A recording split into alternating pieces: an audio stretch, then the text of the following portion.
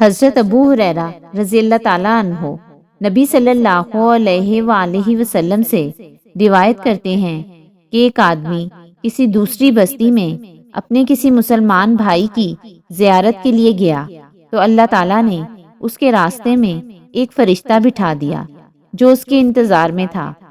جب وہ اس فرشتے کے پاس سے گزرا تو اس نے کہا، کہاں کا ارادہ ہے؟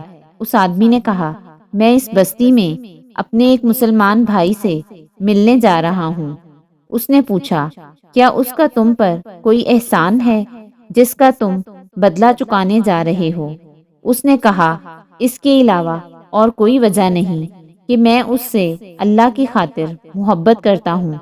اس فرشتے نے کہا، میں اللہ کی طرف سے تمہارے پاس پیغام لے کر آیا ہوں کہ جس طرح تم اللہ کی خاطر اس شخص سے محبت کرتے ہو ویسے ہی اللہ تعالیٰ تم سے محبت کرتا ہے۔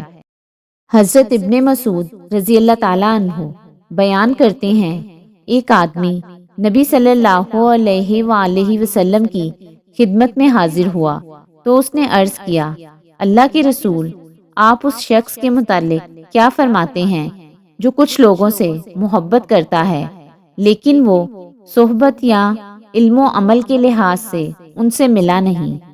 آپ صلی اللہ علیہ وآلہ وسلم نے فرمایا، آدمی ان کے ساتھ ہوگا جس سے اس کی محبت ہوگی۔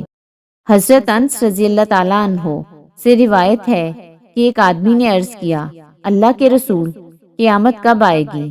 آپ صلی اللہ علیہ وآلہ وسلم نے فرمایا، تجھ پر افسوس ہے، تم نے اس کے لیے کیا تیاری کی ہے؟ اس نے عرض کیا، میری تیاری صرف یہی ہے کہ میں اللہ اور اس کے رسول سے محبت کرتا ہوں۔ آپ صلی اللہ علیہ وآلہ وسلم نے فرمایا، تو اس کے ساتھ ہوگا جس سے تو محبت رکھتا ہے۔